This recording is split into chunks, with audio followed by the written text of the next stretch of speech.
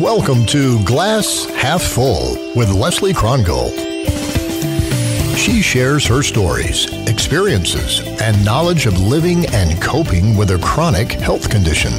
Learn about tools and resources and hear inspirational interviews that help you to live a life filled with quality and dignity.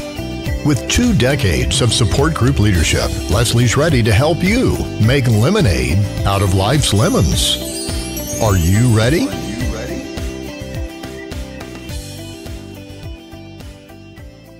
Hey there, ready for a horse-drawn carriage ride? No, not yet. I've got to set this up for you first.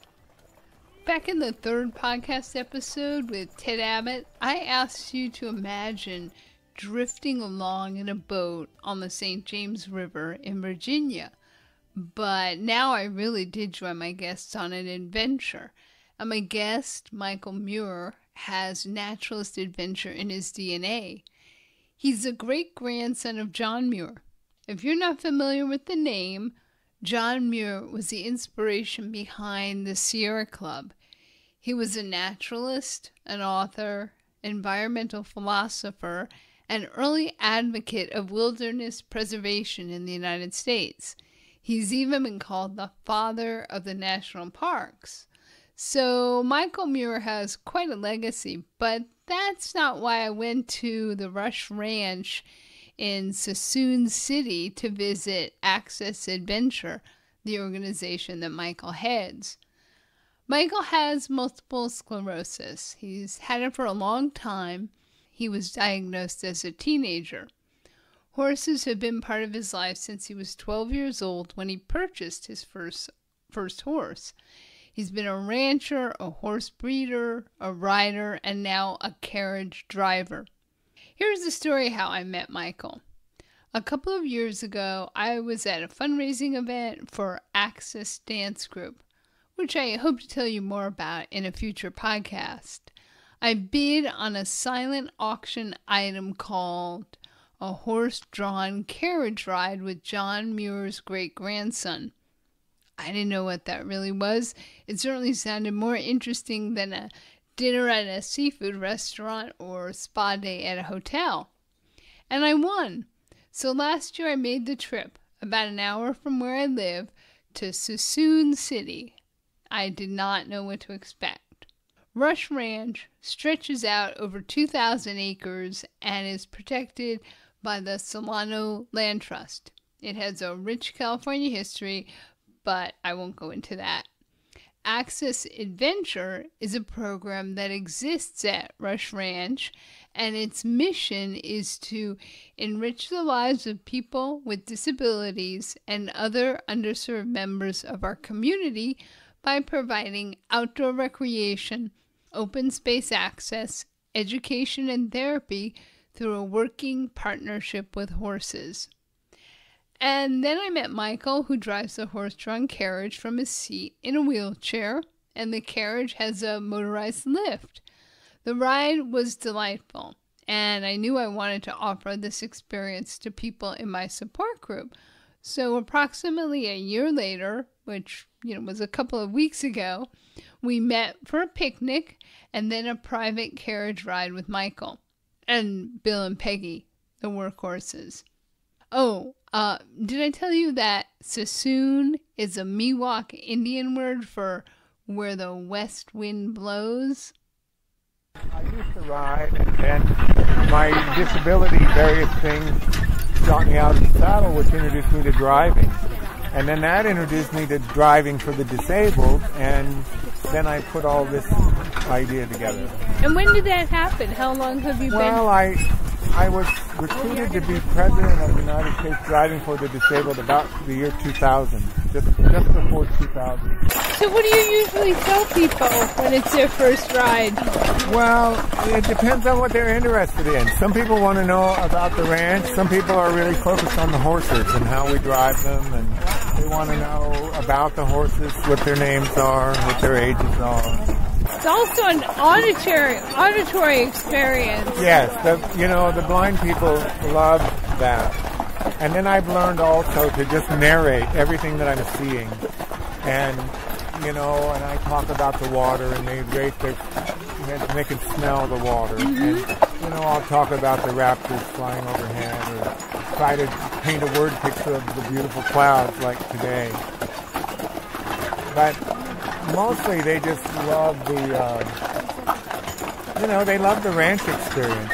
And they love to meet the horses and, you know, smell their breath and touch their soft muzzle.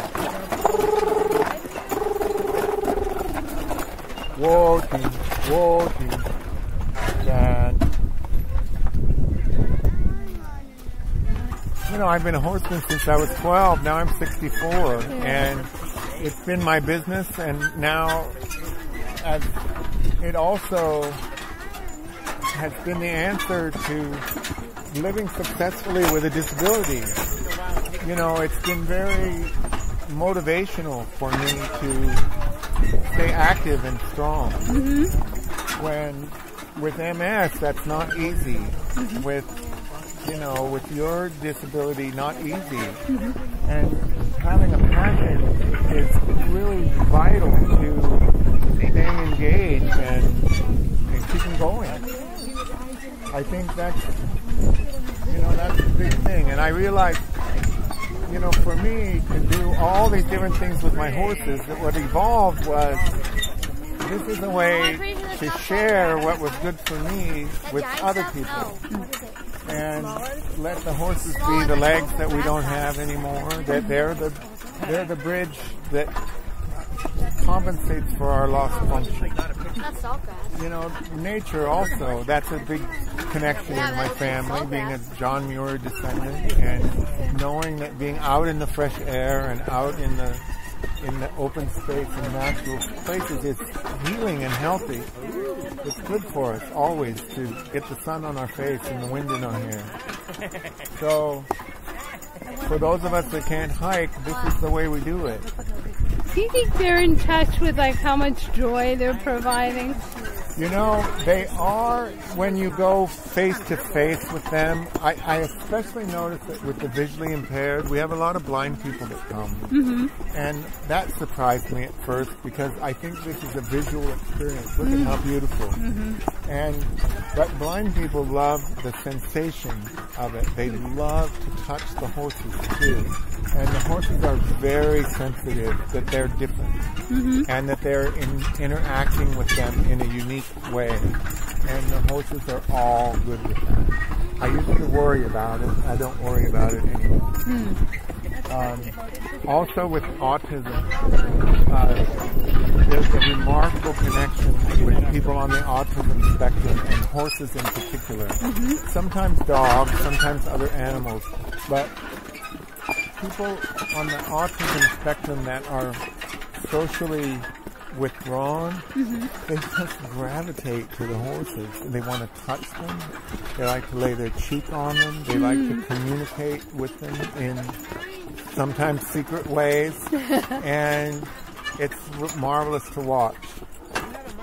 I've watched with great success to see hippotherapy done with like children with cerebral palsy with lots of spasticity, that the movement of the horse, and I felt this myself with some of my disability, your seat bones on the horse, moving with the horse, loosens and relaxes spasticity. So the scissors gait that you get from cerebral palsy, that people that are still walking, they go on the horse with a lot of tightness and tight scissor gait, and they come off the horse walking a lot better. So as a form of useful physical therapy, it really works. For me, I think it's overridden by, I just think fun is therapeutic. I think recreation is therapeutic. And nature. And I don't worry about all the medical applications.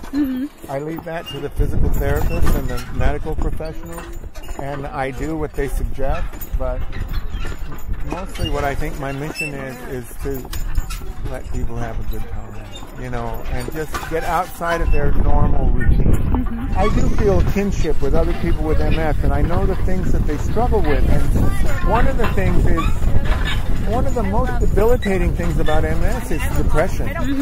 And fatigue, just overwhelming fatigue, and the combination of the two is very incapacitating. I battled depression, that's common. I was very heat sensitive, and, all of my life, but I didn't have a lot of obvious physical disability. When I got fatigued, my leg would drag and I would limp, and, I would feel some things would come on me, but it really wasn't until my 40s that I began to relapse and remit in more traditional ways and have, what we call exacerbations or bouts of MS. And now, I'm considered secondary progressive, basically the slow decline into the grave, and I'm already 64, so whatever comes next, comes next. I'm ready for it. After our ride, my friends in the support group went to search for barn owl pellets, and Michael and I finished our conversation. I wanted to ask him about The Caravan, which is a movie that I discovered on the Access Adventure website. I had heard about Michael's cross-country travels driving the horse carriage, but I didn't know anything about the film. He was supportive of the idea of, my work, and he knew that I said, if I do this, I want to promote what we're doing. I want to drive from a wheelchair. I want to stop places and talk about this, and, I try to plant the seed of what we did here and try to make it happen in other places. Because it's fun, and it's life affirming. It's a good thing to do if you love horses. Horses, I always say this, it's such an ego-driven, money-driven thing, and people go off the rails with horses a lot. And for me, I've switched gears a number of times in my life. I showed horses until I got to the point where we were so meticulous about our show horses that they weren't allowed a natural life. It began to bother me that they couldn't be out, and they couldn't get dirty, and they couldn't, tear a few tail hairs out on the fence, because everything had to be flawless. And I got to where, because I cared about my horses, I wanted to keep them more naturally, and I didn't want to pursue the competitions and the prizes, and I wanted to find a way for them to be, to be useful and to not be used for, for my ego, or for my pocketbook. And this was the answer. Well, I have one more question, and it was a quote on your site, your quote. We focus on what is possible, not on what we have lost. The worst disability is a bad attitude. And that really resonated for me, because I think, it's similar to my calling this podcast Glass Half Full. Yes. And I was wondering if you wanted to elaborate on, what's behind that I quote. think that's my most powerful message is, look, bad things happen. And, it's all full of cliches. You play the hand you're dealt. What are you going to do? You have MS. You can cry about it all day long, or you can deal with it. And you have to learn how to deal with it. And you have to learn how to get around the things that you can't do. Focus on what you can do. We can all do something, and we're all interested in things, and there are different ways to do that. And, we're all interested in something. You've got to keep your hat in the ring. You've got to stay engaged. And that's the healthiest way to deal with a disability, is to not let it crush you. We have to be strong. We have to be tougher than the average person. But you look around you, and all over the world, people have to deal with stuff. There's crushing poverty. There's all these things, and we have a lot of advantages in the Western world. We have a lot of support systems out there. So I encourage people to do that. And there you have it. Isn't he inspirational? I hope if you find yourself in Northern California, you'll try to visit the Rush Ranch and join Michael on a carriage ride.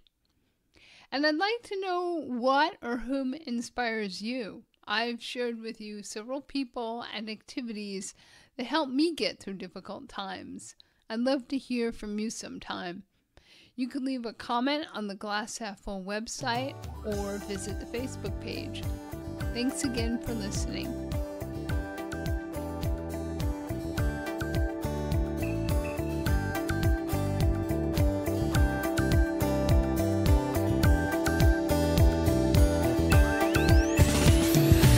Thank you for listening to Glass Half Full.